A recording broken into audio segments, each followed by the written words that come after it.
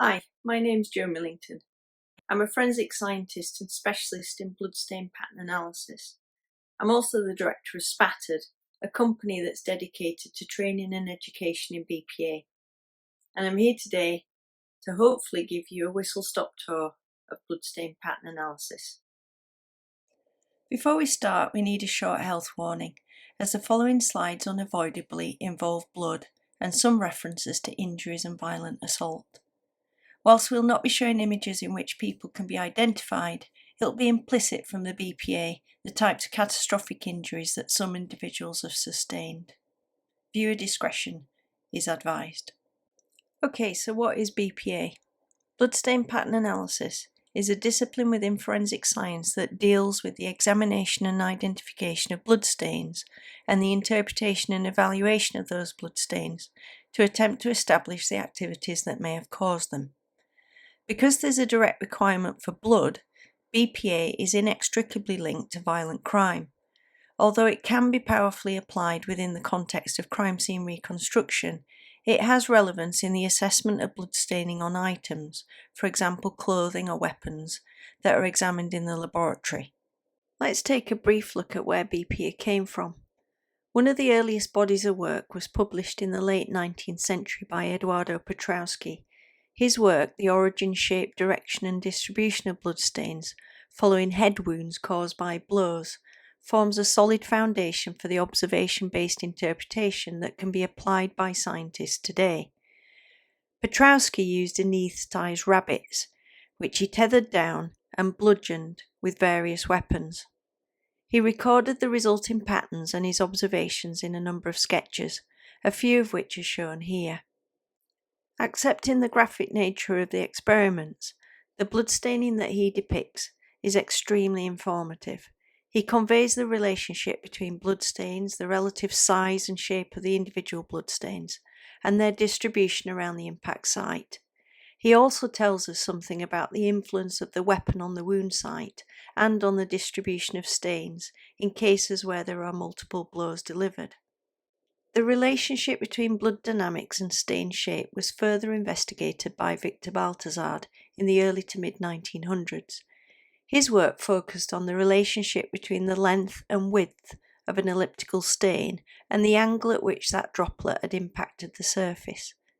He concluded that as the angle between the droplet's flight path and the surface became smaller, more acute, it resulted in a longer stain.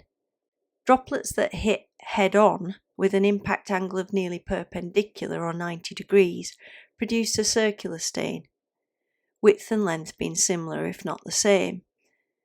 This relationship underpins the manual and computational methods now available in BPA, and it paved the way for a more objective, data-based approach to bloodstain evaluation and reconstruction.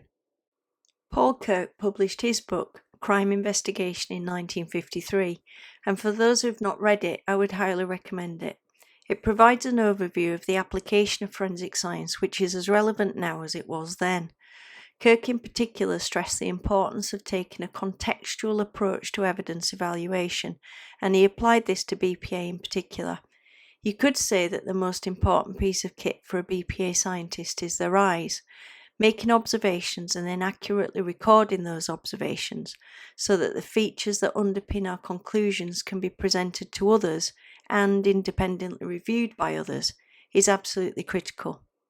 In more recent history, a small handful of professional BPA organisations have emerged.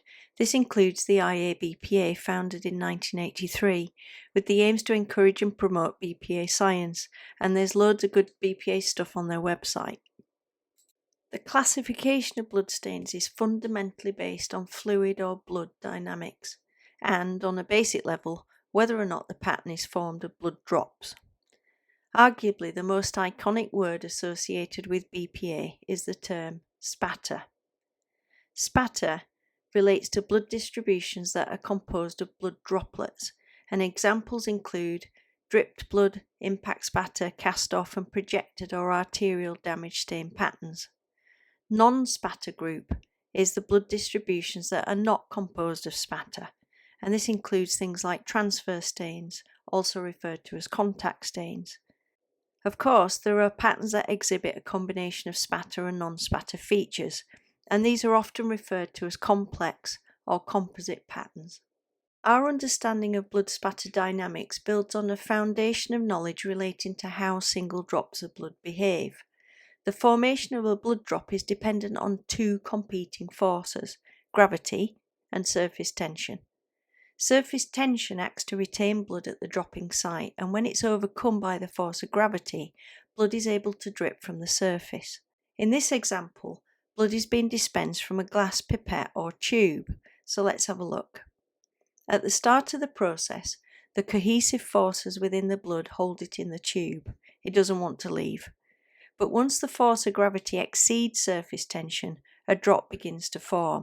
Once formed and in free fall, a drop of blood will momentarily oscillate before forming a sphere. Let's now turn our attention to blood stain formation. In other words, what happens when that droplet lands on stuff? The shape of the stain formed when blood lands onto a target will depend on a number of factors, not least the angle at which the droplet impacts the surface. Here we're taking the bird's eye view, and we're following the journey of the droplet we saw earlier being dispensed from the glass tube. Spherical droplet creates circular stain.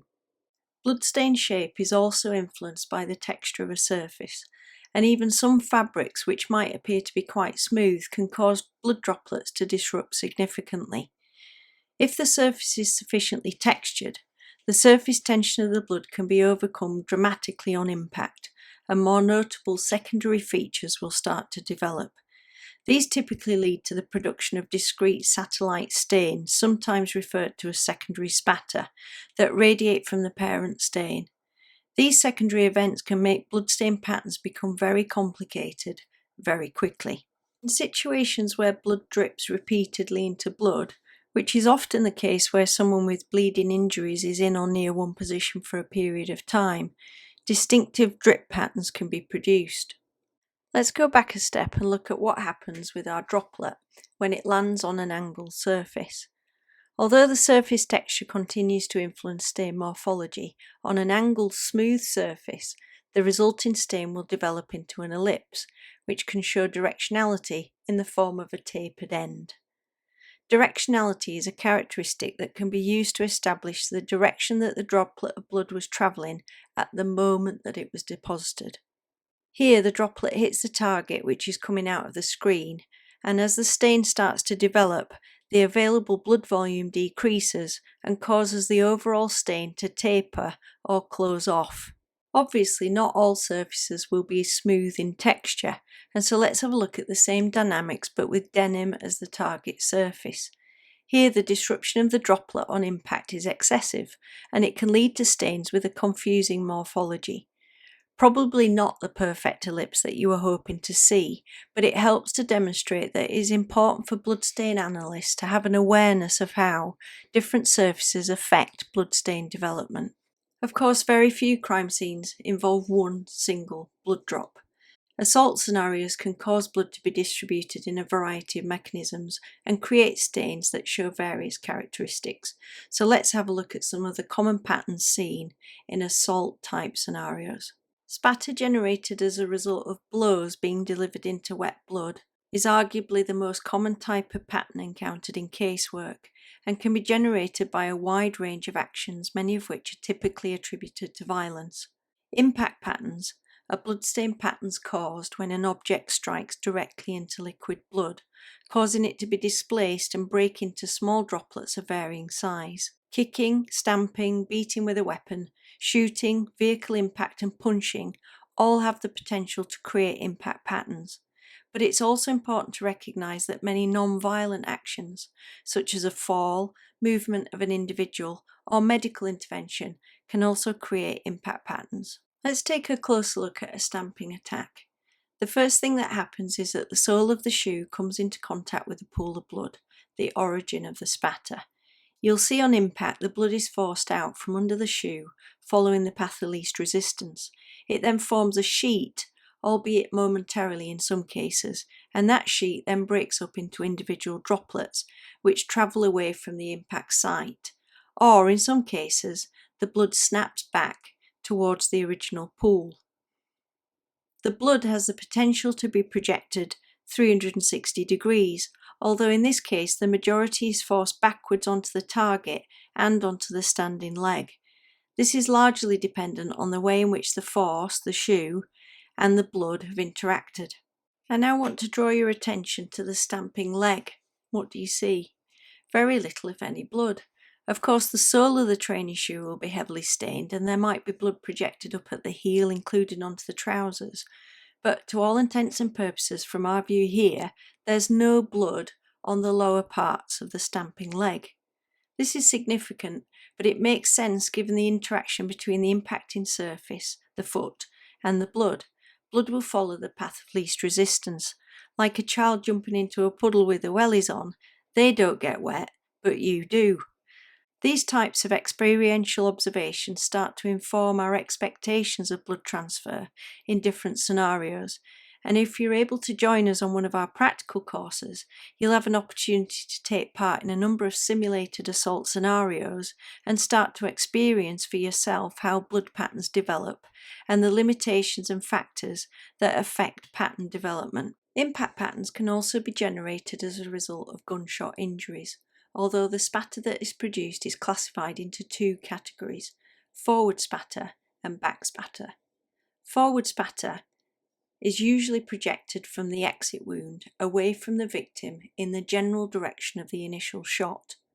Back spatter is an aerosol of blood droplets created at the entry site. These travel in the opposite direction to the force that's been applied. The significance of back spatter patterns is that they are projected back towards the weapon and the person firing the weapon. These droplets are typically microscopic and are unlikely to travel more than a metre from the injury site, and the majority, in reality, travel considerably less than this. These micro droplets are easily overcome by air resistance and gravity, and their flight path can be significantly influenced by air currents caused as a result of hot gases ejected from the weapon. The interaction between the hot gases and spatter is powerfully illustrated in this film.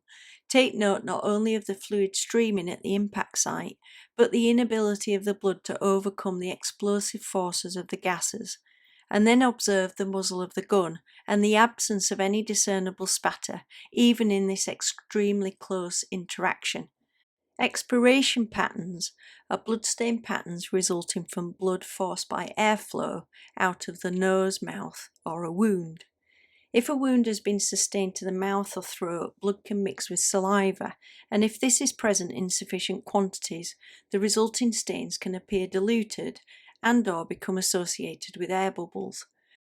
If the viscosity of the blood is changed, particularly if the blood is mixed with sticky mucus, the resulting expiration pattern can be associated with a distinctive bead-like or stringing features, which demonstrate that the blood is no longer able to break up into droplets. The next spatter category is cast-off patterns.